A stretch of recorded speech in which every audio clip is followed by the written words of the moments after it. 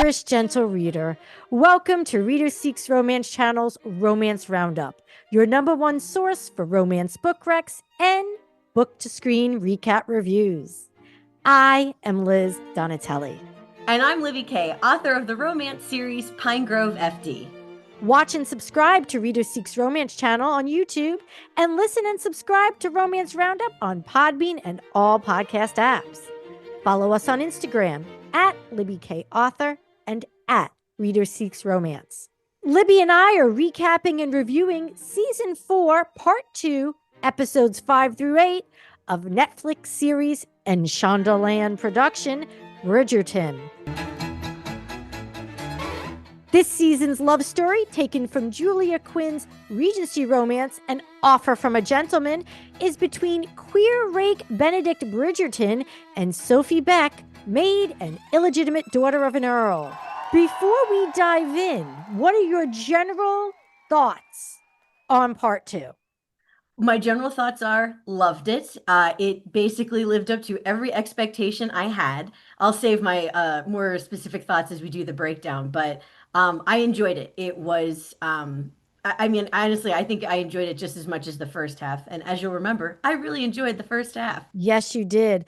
I have to say, after watching Part 2, it is official. This is my favorite season. And these are my favorite lovers. Yes, I will go ahead and agree with you on that. I was definitely an Anthony and Kate fan, but honestly, I think Sophie and Benedict have officially won over my heart. All right, well, here's a quick recap of Episode 5.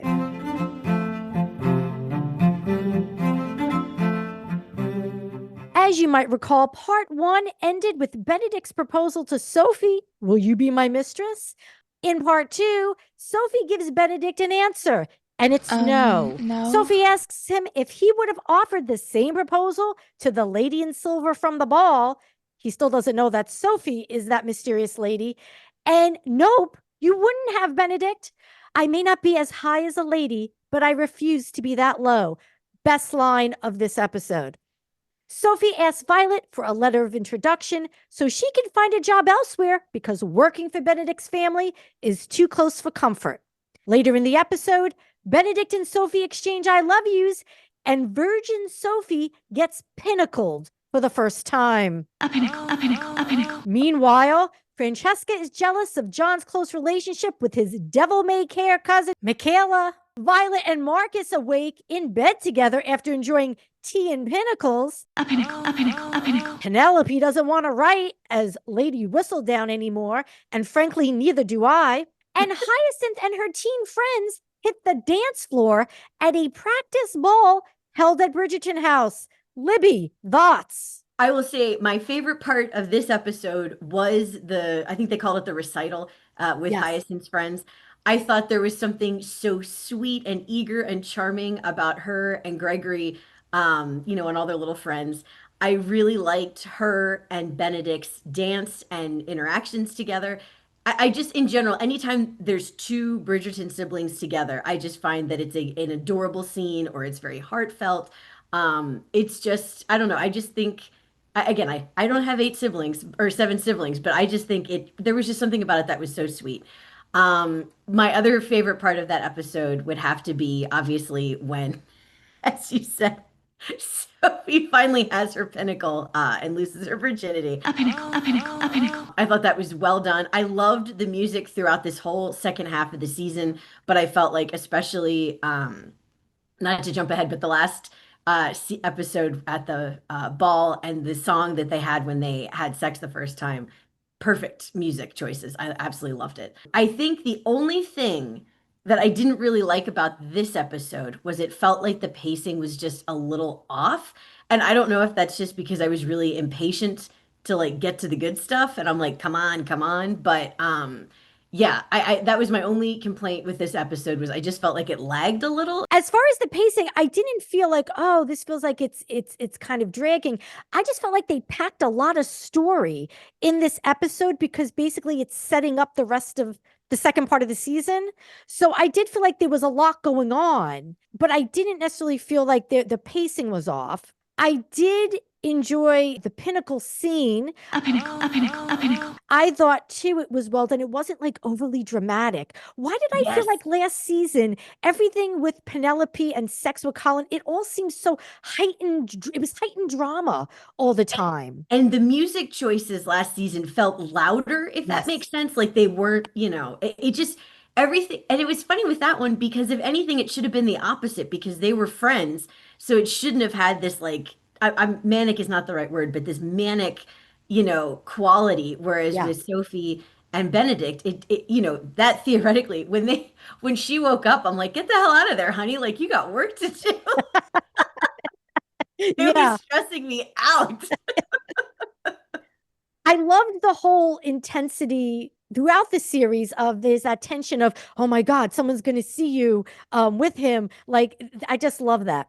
I loved Alfie in this episode. Alfie is Sophie's friend, and he's like, yeah, be his mistress. Like, yes. he's Honestly, awesome. I want a season of just Alfie. Like, I just found him adorably charming, and I feel like we should have, and I know we mentioned this with the previous recap episode, but like an upstairs, downstairs type thing where I would love to have more of Hazel and Footman John and Alfie and all I just feel like there's so much character with these characters that I would love to have more of a deep dive. Agreed.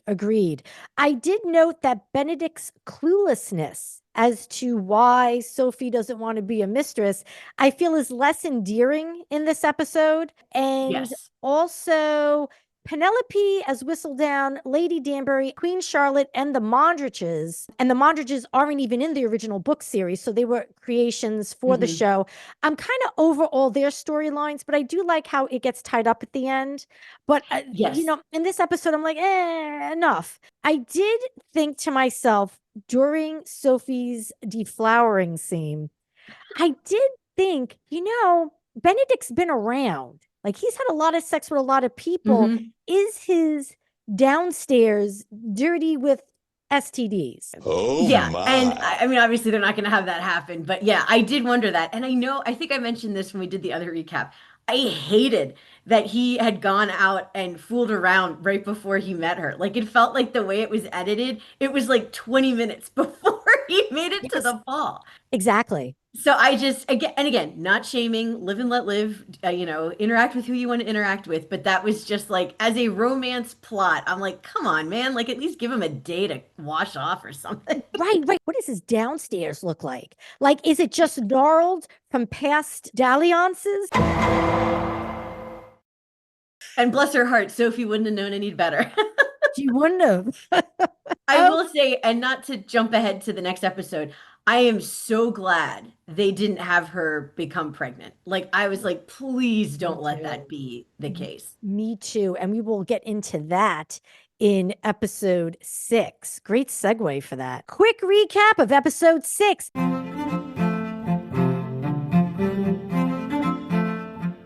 Benedict wants to live the secret cottage life with Sophie because marrying and publicly living as a couple would make them social outcasts. Sophie fears that Benedict would change his mind and she'd be cast out of the cottage, so she's hesitant. He promises his fidelity even if they're not married. Allow me a chance to show you I'll keep my promise. So sweet. Sophie appears to be down to try and proceeds to count down the days to her next period because she's afraid of becoming pregnant. Anthony, Kate, and baby Edmund return to London after living abroad in India.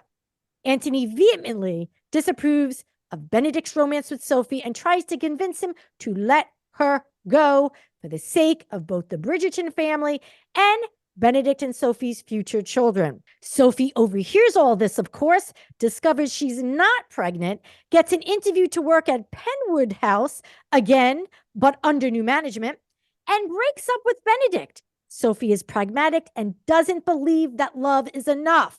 Meanwhile, Cressida Cowper returns. The disgraced socialite and series-long mean girl is back. Watch season 3 for that storyline. Cressida has married Lord Penwood, and they've moved into Penwood House. Cressida throws a ball, and all the ton attends. Penelope announces her retirement at Cressida's ball in the last issue of Lady Whistledown's Society Papers, which is distributed to all of the guests. Violet and Marcus become engaged. Francesca and Michaela become friends and puzzle buddies. John has a headache, takes a nap, and doesn't wake up. Libby, thoughts?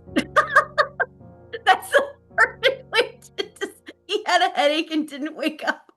I mean, we all knew where that was going, but yeah, that's pretty much wraps it up. Yeah. I will say, as I figured at the end of the first episode of this part of the season, when we see Cressida's hand out of the carriage, I literally said out loud, Jesus Christ, are we going to have her back again? I was never a fan of her. I know that is the point of her character, is to just be, like you said, the mean girl and, just be the troublemaker. And I was so sick of her last season that just thinking that she was going to be back filled me with dread before this episode. So when the episode started and she came out with that, and I saw it described online as the vagina dress with all the bows, it looked like a big vagina. I didn't even think of that. I loved all the pink in this episode. I love the pink. Pink is obviously my favorite color, but I literally, I'm like, oh God, I dreaded every episode or every scene she was in. And obviously because of that, I loved how Penelope chose to announce her retirement at the ball with the Whistledown delivery. So that I was fine with. Again, with the Mondrich and Queen storyline, I'm so bored of it. I'm so over it. I know that it's not just going to magically disappear before next season. I feel like some things were wrapped up nicely that they could just kind of like be like, and we're done. But I know they won't be. But that to me, every time that was on, and I didn't fast forward through anything because I didn't know what would be pertinent to the storylines I cared about. But I'm telling you, if I do a rewatch, I'm zippity-doo-dying right through that. I just don't care. I loved the Violet and Marcus scenes.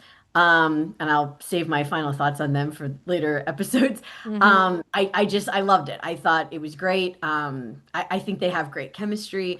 I will say that I was glad. I continued to be happy that Sophie stood up for herself. I will say, as an Anthony and Kate fan, I knew we weren't going to get a lot of them in this season, but I was pissed off that we only got, 2 minutes of them cuddling in bed with the baby. And I'm like, come on, folks. Like, I just, and again, because Kate had such a role in all of the books, like not a huge role, but she was present, and her interactions with the siblings and the spouses, it just added something. Right. And I already feel like we're missing that because Daphne and the Duke aren't involved in the show anymore. So losing Anthony and Kate also feels like we're losing some of the like heads of state with these interactions, that's just, to me, as a fan of this book series as well, that was missing. But overall, great episode. I loved the ball. I loved it was so pink, and I loved the classical cover of the pop song Just What I Needed, which played during Yes, I forgot about that. I really took notice of the musical choices throughout this season, and they've been spot on. And I feel like you could just do a show just analyzing those choices. For sure. I loved that Eloise and Sophie conspired with Hyacinth to sneak Hyacinth into the ball dressed as a servant, which I thought was a full circle moment. Did you think that they were going to put her in the Lady in Silver outfit? I know that Sophie didn't have the hat, but there was something, or the dress, there was something in my mind. I'm like, oh my God, is this going to be how Benedict finally figures it out? Right. I wasn't sure, like, okay, what is that gonna, do? Like, I thought that was specifically done for a plot point, but not, I guess just more symbolism, more for the story. Yeah. My favorite moment of this episode is when Sophie is staring intently at Benedict's drawing of My Cottage, and she notices that he wrote the name of the cottage as Our Cottage. Oh my God. Oh, I forgot about that. That was so sweet. And her burning that when she decides not to go is devastating. Yes. Her acting is amazing. Like her slightest facial movements are just gutting. Yeah, Yeren Ha and Luke Thompson are just fantastic actors in this Yes. season. Yes. And I have to say that I really took notice of Hannah Dodd, who plays Francesca. Really Oh, great performances, which we'll talk about in a little bit. But her scream upon finding John's body is absolutely chilling. yes. 100%. And I even just the scenes obviously before he went to sleep and didn't wake up, when she and Michaela were talking and interacting, I just felt like there was just nuance there. Like Yeah, I'm looking forward to their season because I feel like they play well off each other, and I feel like, again, the actress who plays Francesca, like, she just does such a phenomenal job. There was just so much with her frustrations, and then when she finally like let down her guard to let Michaela in a little, like, that was yeah. just really beautifully done. So here's a quick recap of episode 7.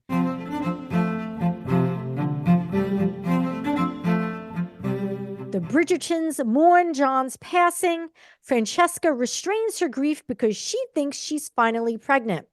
After undergoing a very public gynecological exam to confirm that she's carrying John's heir, she discovers that she is, in fact, not pregnant. Sophie loses both her late mother's necklace and her new job at Penwood House all in one episode. She accepts a job working for a family that's moving to America. Michaela and Francesca host a Scottish-style celebration of life at Kilmartin House, complete with the new Scottish dance craze, stag dancing. Violet encourages Benedict to be with Sophie, but cautions that there will be consequences and whatever you choose, you must live with it forever. Benedict rushes from the stag dance party to Bridgerton House to begin his life with Sophie. He finds Sophie's lost necklace in his bedroom, which unlocks his memory of the mysterious lady in silver wearing that same necklace. Finally, Benedict figures out that Sophie and the lady in silver is one and the same. While Benedict's putting 2 and 2 together, stepmommy Dearest Araminta has Sophie arrested for stealing fake diamond shoe clips that she technically didn't steal, and for impersonating a member of the nobility when she attended the masquerade ball. Libby, thoughts? I absolutely loved how they ended this episode with him finding it out and or figuring out that she's the lady in silver, her getting arrested. Like, that whole scene was just like, because you thought like, oh my God, is the conflict going to be he's running after her on a dock or something while she's on her way to America? Right. So I love that, that little, turnaround they did with that. I will say, and I didn't go back and watch the first half again. I swear to God, she wore that necklace in front of him before. I thought that whole the necklace triggered his memory and all. I thought that was bullshit. I mean, he's been like, they've kissed. Yes. He stared at her mouth, the bottom of her face. He's seen her ears. Like, I felt like there was enough that should have triggered it before this silly necklace. But I Yes. mean, silly being trivial. But like, I liked again, great actress. How when Sophie was looking for the necklace in all the rooms and everything, and just like you could tell like this was breaking her heart, especially after the previous episode where she burned the picture of our cottage. Like, I just felt like this girl cannot catch a damn break, and it just was killing me. And I liked all of the scenes with Violet and Benedict in this episode. I mean, in this whole half of the season, really. Yes. I just felt like they were heartfelt, and she always, how she talks about her marriage with Edmund in this ideal way. And I just thought that I liked finally having her understand where he was coming from. And the scene where he runs out of the Scottish stag dance to go find her was just great. And Yeah. honestly, the two funeral scenes in this episode, I really loved how the cast works together in the first part. And I should have sent it to you, and I wish I could remember who shared it. I think it might have been the actor who plays John, but he has released a video of him surprising the actors during the funeral scene, just like in his street clothes, and it was very sweet. Like, they were like, "Oh, there you are!" Like, I love stuff Oh. like that, so that was Oh. very sweet. But yeah, I thought, again, you said Hannah Dodd is her name. Yes. She knocked it out of the park with every scene. And that gynecological exam, It was very intense. yes, and the music they played and how it was it Eloise and Violet that were holding her hand? Yes. Yes. Oh, that was and then just when they panned out and the doctor's just shaking his head, I'm like, "Oh my God." And Benedict's, just he was incredulous and angry with the doctor, or I guess it was the attorney. I forget who it was having The that conversation. attorney. Yeah. I thought that was brilliant. And I really hope we get to see that Benedict supporting uh Francesca and Michaela whenever their season happens. Like I thought that was fantastic. And I Yeah. loved, again, love sounds awful because it was gutting, but I Mm. loved the interaction with Francesca and Violet's trying to connect and Francesca's like, "Lady, you had 8 kids. Like get out of here." So I just Yes. thought that was very well done. And again, you just assume she's the widow, she's secure, but obviously that's not the case. Right. The acting from, and I don't know the actress's name who plays Violet, her acting phenomenal this year. Yes. And I also feel like she connected more to the children in this season. Although she connected, I believe, to Daphne in season one. I remember there being scenes, but she really has been kind of almost absent for the other children in the past season. But she's really there for Benedict. And we find out that she likens herself to Benedict and say, I was like you as a Mhm. kid. And it seemed like she really was connecting with Francesca. But yeah, she was really there for the kids this Yes, season, which I for really sure. For enjoyed. sure. As a matter of fact, I even wrote down Violet and Benedict's heart to heart. Wow, so emotional. Hmm. I also wrote, this series is too stressful for me this season because I just wanted them to be together and all right. And it's like everything kept tearing them apart, which I know is Hmm. part of the conflict that makes it a well earned happily ever after. But still, I also give a shout out to Mrs. Wilson this season, who, Yes, yes. right? Who is Violet's conspirator and a support system for her, kind of like morsels of wisdom coming out of her mouth. Their friendship, I mean, I'm calling it a friendship. I know it's an employee situation, but it Yeah, felt like genuine friendship and respect for each other. And I'm absolutely. glad that with the maid wars, we didn't have any nonsense with Mrs. Wilson all of a sudden changing character and being like, I'm out of here for a couple more bucks. I really Yeah. liked that they didn't mess with that. Yes, I am glad too. They definitely had the staff step up and be more present on screen this season. And I'm Hmm. guessing that ties into the fact that Sophie herself is from the quote unquote lower class. Yeah. So that's why they kind of gave them a voice this season. In this episode, I actually was pretty compelled, even though she's horrible. I was compelled by Araminta's backstory. What we learned about Araminta in this episode, I was able to better understand some of her motives and that she views Sophie as this stain that could taint her daughter's prospects for marriage, which actually we had discussed. Where do we think she's coming from? I think early on in our Yeah. recaps, Yeah. and this wasn't specifically mentioned. This didn't occur to me. Maybe it occurred to you, but that just Sophie's existence could taint the daughters. I forgot their names. Posey and Posey. Rosalind. That's it. Posey and Rosamond, their marriage prospects. So we learn a bit about Araminta's backstory and kind of like what she thought of Sophie coming into this marriage where she's like, oh no, the guy I married as an illegitimate child. So I thought that was really interesting backstory. And Francesca delivers a beautiful speech at John's celebration of life. Well done to actress Hannah Dodd. I am Hmm. especially excited now for next season to see her acting in this very kind of divisive role in the Bridgerton fandom alongside Michaela. So I'm really looking forward to really more of her story next season. Well, and do you think she's going to be the star of next season, or is it going to be Eloise this season? Not to jump to my end of episode question, but I've been wondering about that because Yeah. if we're going in order of the books, it would have. I mean, we already are out of order because Benedict should have been third. But Yeah. are we going to get Eloise, or is Eloise just going to continue to kind of? We're going to get Eloise, but I'm wondering if it's going to be a quieter story and that Francesca's would be the bolder story. Or because they don't want to get too much from fans, maybe they're going to play down Francesca's story and make it the B story. And then make Eloise the big story. But Eloise isn't a big character, so I can't see. Do you know, like, big meaning? Yeah. She's a quiet character, so she deserves a quiet story. So it'll be interesting to see how but I think it's going to be the two of them, but it's going to be interesting to see who gets more screen time. Yes. Yeah, I agree 100%. I feel like with Eloise's story, something sad has to happen as the catalyst for that as well. So I don't know, are they going to want to start a season again with sadness, or are they going to start maybe with Francesca and Michaela being, friends and happy and start, there's so many possibilities. And I just, and I keep saying it, I just want it to be about the damn Bridgerton family. I don't mind if we have little subplots here and there, but if I swear to God, if I see Cressida again, oh, hell no, I'm going to throw something. Like, even though, and I won't steal thunder for the last episode, that interaction was better.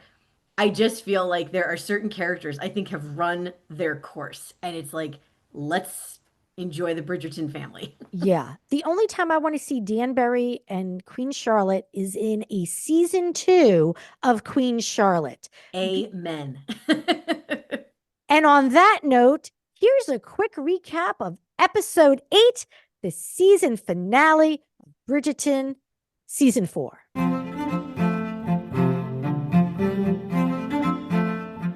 Sophie is in prison. That's what I wrote, Sophie in prison. Okay, so Sophie's in prison. The Queen is hosting a ball in honor of Lady Danbury's departure. Benedict finds out through the network of downstairs staff that Sophie is in prison because he didn't know it. He thought she was on her way to America. Benedict and Violet barge in on Sophie's trial to demand her release. She is released on bail and on house arrest at Bridgerton House, where she is welcomed as a guest. Sophie tells Benedict that her father, the Earl, didn't leave her anything in his will. And Benedict's like, well, have you seen the will? Why would you trust your stepmother, Araminta?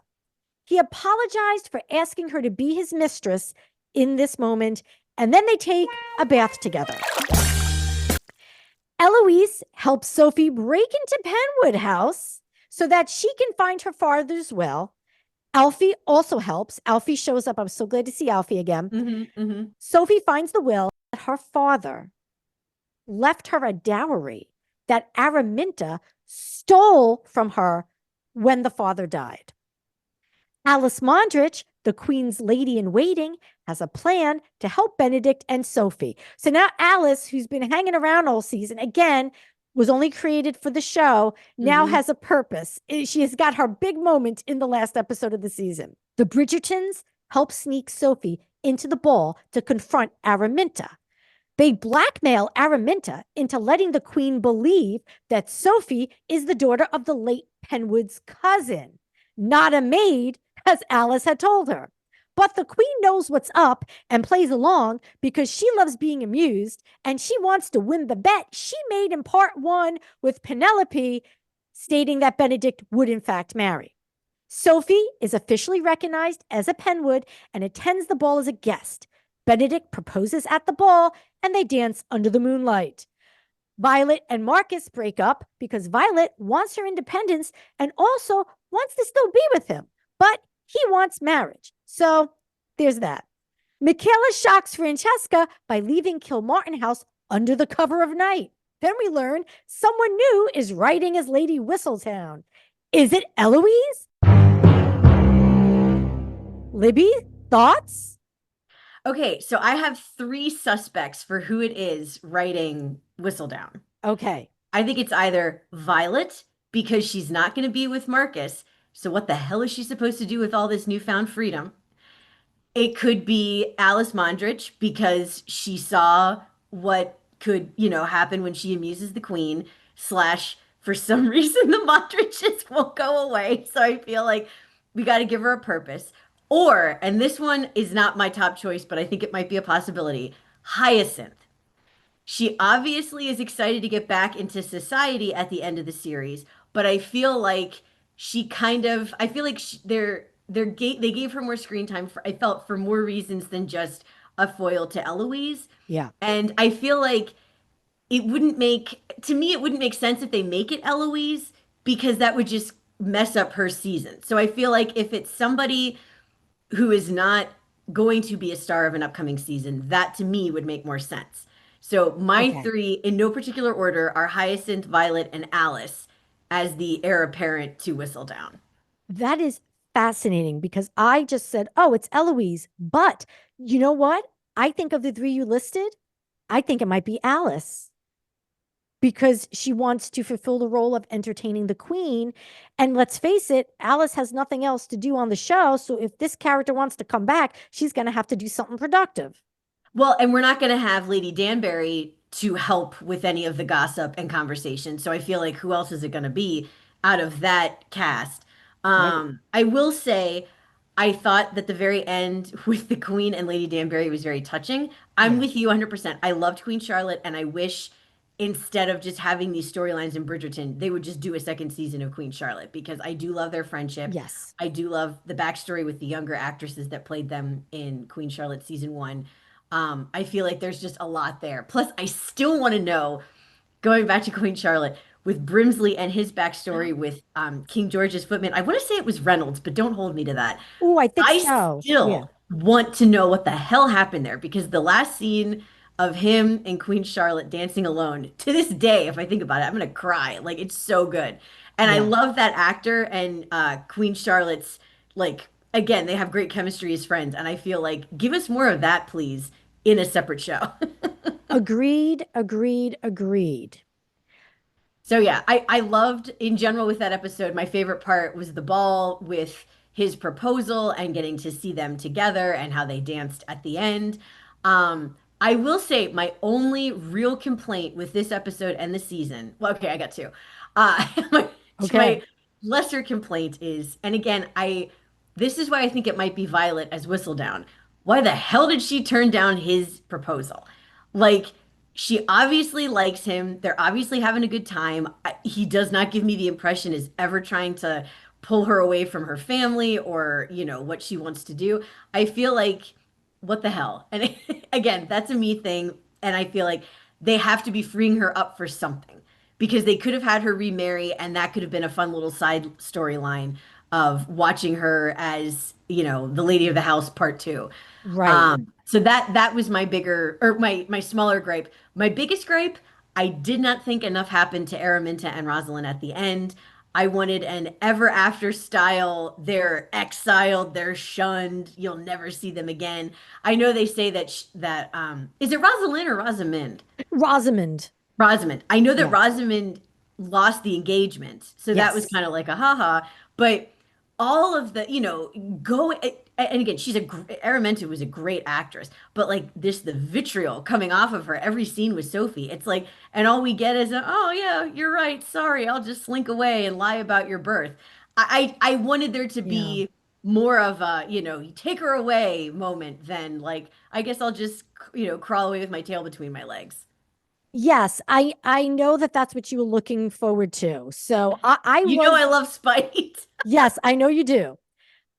I thought it was going to be a bigger moment of comeuppance, but it isn't.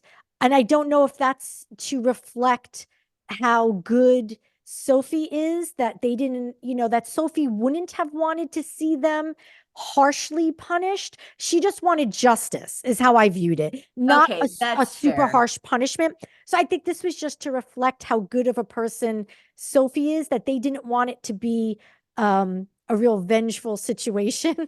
Also, I don't know if they're doing that because they want Araminta to come back and cause trouble next season. I don't know if that's why they didn't want Hmm. anything. They didn't want her like banished, from the Yeah. town. Like, so I don't know if they're trying to keep the door open with her, maybe even for there to be a character arc. And as far as Violet, do you think that they made her break up because they're trying to appease the readers who know that in the books Violet doesn't get married again? I mean, maybe I didn't think of it that way, but I just feel like, and again, she's a great actress. I just like give her some happiness, damn it. Like, Right. Yeah. I No. mean, Yeah. obviously, you don't have to get, I'm not saying you have to be married to be happy, but I feel like, she made such a point of talking about the great love with Edmund, showing her connections with Marcus. He seems like a real straight shooter. Like, why can't Like, Oh, I don't yeah. understand. And so I'm assuming they're done because he said he wants to get married and he doesn't want to just keep, being in the shadows. My Yeah. interpretation is they broke up. That's my interpretation too. Okay. I don't think he's coming back. Yeah. The actress who plays Violet Bridgerton is Ruth Gemmell. I love Ruth. And I thought all of her scenes with from, at the beginning of the first half of the season went with her and Marcus to, her interactions with the kids. I just Yeah. thought this season she was phenomenal. Yes. It kind of made sense to me that she wanted her independence. Violet's relationship with Benedict this season helped her to reconnect with the Violet from long ago, from her youth. And she realized that she enjoyed it. She enjoyed being her old, carefree, kind of a little reckless self. And she lost that for many years being a mom. So I can understand her wanting to reconnect with that. I did note that we see ass and nipple in this episode, especially in the bath scene. I Yes. thought it was really hot because Sophie doesn't want to risk getting pregnant. Yes. So, so Benedict is just like, turn around. And he uses his hand on her. And I was like, yeah, you go, Benedict. I thought that was pretty hot. Yeah, it definitely was. And when the water splashed out, I'm like, hell yeah. Oh yeah, get a little over splash. Then the bathtub be rocking. Varley's turnaround was absurd. Varley, the Featherington servant, Oh, I forgot all about who was that. working Yes. for Araminta. That's a long story. Look to our previous recap. And she helped execute this plan to take down Sophie because she believed Sophie was this thief and this bad person. And then Posy's like, oh no, she's not. And Varley's like, oh, okay. Well, then I guess I'll help set things right because I helped get Sophie arrested. And then Varley immediately, is telling the other servants at Bridgerton House, hey, we got to, we got to find Benedict and we got to make this right. Whatever that story was, I thought it was very contrived. Actually, I thought this episode was very contrived. The whole plan, the queen plays along with this whole ruse that, oh, Sophie isn't Lord Penwood's illegitimate child. It's the cousin. I don't know. I was like, Yeah. I found it kind of confusing. I kind of understood it, not really. The one thing that I thought of that was absolute BS, in my opinion, no way Araminta left that will in the other house. Oh my The one God. document that can prove everything's a lie and she just forgot about it, I didn't buy that for a heartbeat. That woman would Yeah. either have burned it or have it on lockdown. I didn't even think of that. And you are 1,000,000,000% correct. There were, let's face it, there were plot holes. So you had to really buy into the fantasy and the fairy tale of it all. But you're right. It could have been more tightly plotted. Yeah. Oh, like maybe it was ripped up into pieces and it was found in a box. Okay. Because still Araminta had to have proof, right? So she ripped it up, put it in a box, and then Francesca and Michaela with their crazy with their puzzling skills put it back together. Now that I would have bought into. That would have been fun. That would have been awesome. We do hint at Michaela's attraction to Francesca in this episode, which I'm glad they gave us something to take us into next season because you see like Francesca like holds her hand or puts her hand on top of Michaela's and she's like, ooh, I got to get out of here, which is why she leaves. But not in a grossed out way, the way I no, like, but I gotta go because this is getting too real. I cried at the end scene between Danbury and the Queen because I really feel like the actresses who play those characters were really crying. Yes, and you can tell. I mean, they've been in how many shows now together or series together. Again, great chemistry as friends. I love the actresses. Yeah. Part of me is sad that Lady Danbury's leaving, just because I feel like her storylines always help the main plot. Yes. It's not taking you away. And she, in the books, plays a big part in, and again, Hyacinth isn't going to be the season for ages, but she plays such a role in that. I'm curious if we'll see her again down the road or if they'll just rewrite that whole interaction. Oh, definitely. So I read online that season 5 of Bridgerton is going to pick up 2 years after season 4. Okay. So the storyline is going to pick up 2 years down the road. So what I'm guessing is that Danbury will be back. It'll be that she spent 2 years abroad, I'm That's guessing, or true. back at her hometown in Sierra Leone, and then comes back. That's what I'm thinking.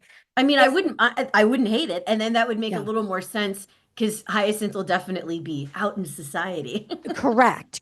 But I do want to end with this question, a burning question that I had at the end of this episode is where did Anthony, Kate, and Edmund go? Oh, because well, and then they came back for the wedding. You mean? Yeah, like where? Where are they? Like, I don't like they just disappear. Like, why would they? I mean, I guess they had to have Anthony be there to be like, hey, Benedict, you can't do this. And Benedict's like, Like but I'm sure because Jonathan Bailey seems to be the hardest working man in Hollywood right now. He just yeah. didn't have time. And I've read a lot of stuff that the showrunners don't like. I think her name's Simone Ashley, the actress who plays Yes. Kate. Mhm. So I don't know if it's like some vendetta because she was barely in it. And I felt like, again, lost opportunity. But, and again, maybe she's just busy with her own acting things because I know she does other projects. But I'm glad they had them for 5 seconds at the end for the wedding. By the way, shout out when Alfie gave her away. Like, that's when I wanted to cry. I'm Wait, like, wait, what wedding? What are you talking about? did you not watch the past the end credits? If I wouldn't have been on Instagram, I would have stopped watching because it Wait, went to the. We have a Marvel situation here. The wedding scene of Sophie and Benedict at the cottage is after the ending credits. I just got chills and I feel sick. I did not know that. I shut it off immediately. Yes, What? I only reason I didn't is because I saw the picture because Benedict wears a tie that has a kite pin on it, Oh my and I kept God, I you missed have all this. right. Oh my God. Oh my God, I Yes, gotta watch this. you Oh have to my go God. watch it. It's only like 2 minutes long, but Alfie gives Sophie away. There's a cute moment of Hazel and Footman John making eye contact. I want a Oh, season of the help, oh my please God. God. Oh my God. Yeah, no, it is so good. It was very sweet. The crab trees are there. So yeah, you have to go back and watch it. It's literally 2 minutes and it is so good. Oh my God. And the best part at the very end, not to spoil it, but now I can't stop talking about it. At the Yeah. very, very end of the episode, they go into the cottage and finally Benedict has finished a painting and his picture of the lady in silver with his signature and her full face is hanging above the Oh mantle my at my God. cottage. Oh my God. Oh my God. Oh my God. I have to know, are there any people out there watching or listening who are like me and did not watch the Yes, end please. credits? I talked to one of my friends, and she, again, like me, the only reason she knew to stay around is because it was spoiled online with, for her, she saw the picture or the footage of Alfie giving Sophie away. Okay. All right. Well, thank you so much. This is insane. I didn't know. Oh my God. And there's a kite pin. Oh my God. Yeah. Okay. I, And I don't know why they did that because why? you and at least one other person I know, and again, Why would that's they only do two that? people, but why would you hide the best part? This isn't a Marvel movie. Right. Exactly. A post-credit scene that important Yeah. you don't put in the actual episode? Oh boy, am I mad. Oh Yeah. boy, am I pissed. But I am so glad that you told me. And this is why we do recap reviews here in Romance Roundup. Yes, this is a public service because maybe there's other viewers and listeners who missed it as well. Who missed it as well? Absolutely. Oh my God. All Well, on right. that note, get the hell out of here and go watch it. I gotta leave. I probably had more notes too, but like my mind is blown and I gotta go. Thank you for joining us, romance readers. Happy watching, everyone.